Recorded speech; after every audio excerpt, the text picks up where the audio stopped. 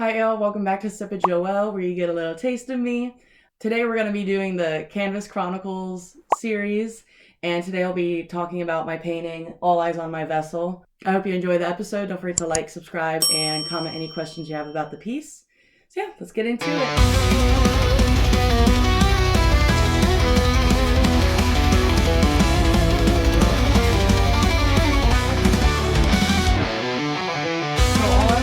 I made in 2022, and it was a piece that I saw in my mind's eye, per usual, and I made it in about 2 weeks, I think, and it's made out of oil, and it's on a 36 by 48 inch canvas. This canvas it's actually hand built by my grandpa, which is really cool, and I just found it in my storage room, so I was like, well, might as well experiment and play. But I basically got the vision for the painting on my drive home from the gym one day, and I just kept on seeing it, so I immediately got home, whipped out my sketchbook, drew a ton of sketches of the image, and basically just rendered it to how I wanted it to look, and then scribbled it onto here, and then started painting away. The main inspiration for this piece was body dysmorphia.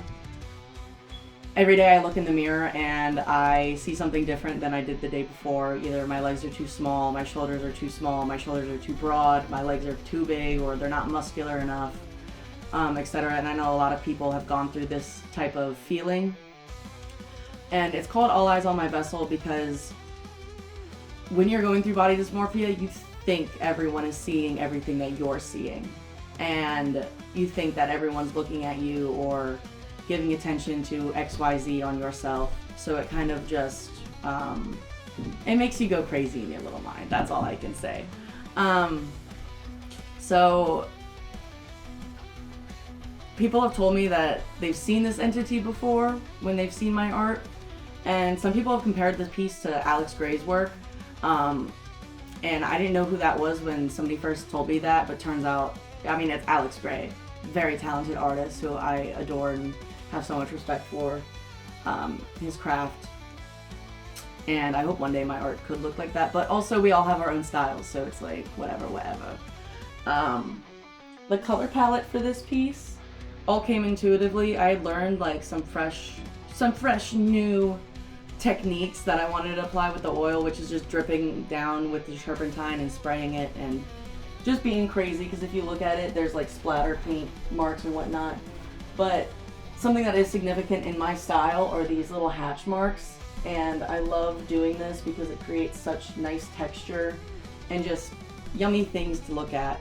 And if you look at this piece under color changing lights, you'll see how wicked the piece looks when it's changing colors. Also, these boxes are on the genitalia, crossing them out because I am an androgynous being, and I'd love it if everything were smooth. Like if we go back to the Calmly Feel Myself Evolving video, you'll hear me talk about that. I just wish everything was smooth, so I crossed it out like that.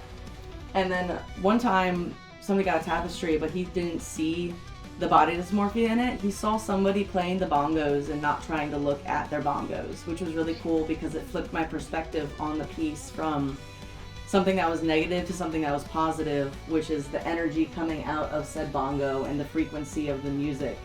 So I really love that perspective shift, and that's what I always manifested in my art, is that my perspective will shift and by other people's perspectives, and then my perspective will shift other people's perspectives, which is really cool to see it always happen every single time with my art. The reason why I made it not anatomically correct or realistic is because I wasn't in a portion of experimenting and play in my life.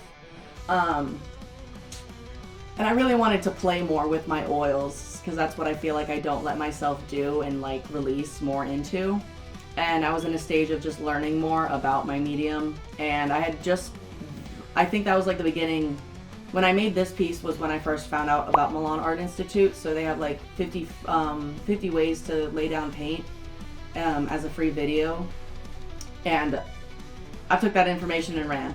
So this was kind of during the same time as Rotten Chakras being made, and I made it after Don't Steal My Light because I kind of wanted to loosen up my style more so that I wasn't brain moggled by looking at realism, because again, like I said, if you want realism, take a photo of it.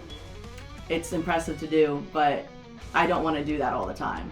So this was definitely a piece of experimentation, and like, I love how it turned out. I love how it turned out so much, and I still look at this piece and I'm like, how did I do that?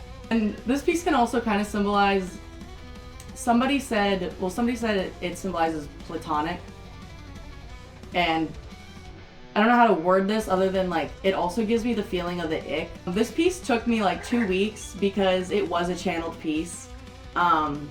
He's from a different reality that I channeled in, and a lot of my pieces, they used to be a lot of channeling in different entities and spirits from other dimensions and worlds, which was my favorite thing to do, and I miss doing it. I miss making these creatures and monsters, because that's what brings me so much joy, is just creating my own reality, because I'm always in my own world.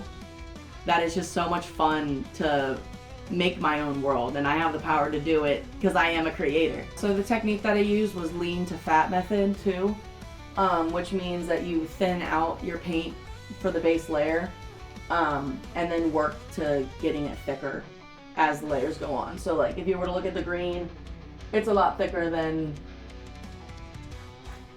in here, whatnot. And you can't really tell, but it's not as thick as like sugar in a chokehold, because that was literally me taking the paint straight up with no solution in it and just laying it on the canvas.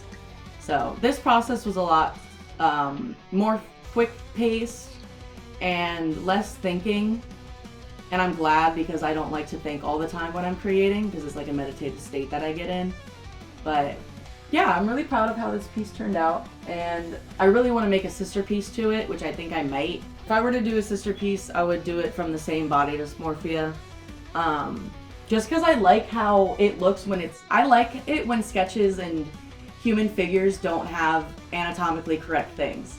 Like, my favorite sketches and doodles are the ones where they look wrong, and I don't know why. I think it's just my personal style that I love when I'm sketching. So it's like, dang, this kind of looks fire. I like this. When I look at this piece now, though, I just feel love for my past self, because if she didn't go through what she went through, she wouldn't have like built the body that she built now, which is insane, because I did this before the bodybuilding. So it was when I was in a really like, I wasn't doing the right things in the gym to get the results that I wanted. And then finally, when you actually put all the work in that you need to, you'll get the results that you want. But it's a lot of discipline and a lot of respect for yourself. Yeah, a lot of respect for yourself to show up and stay disciplined. Anyways, I hope you enjoyed the description of this piece, and I hope you get the opportunity to see it in person. The energy of it is just so alive, and when I paint, I feel like I'm physically putting my energy in, picking the color, right? Taking the energy from the respective chakra and putting energy into there. So the pieces are just alive when you see them in person, and yeah, I hope you guys have a great day. Don't forget to subscribe and like the video. Leave any comments that you have about the piece, and I'd be happy to answer them. So yeah, thank you for watching. Signing out.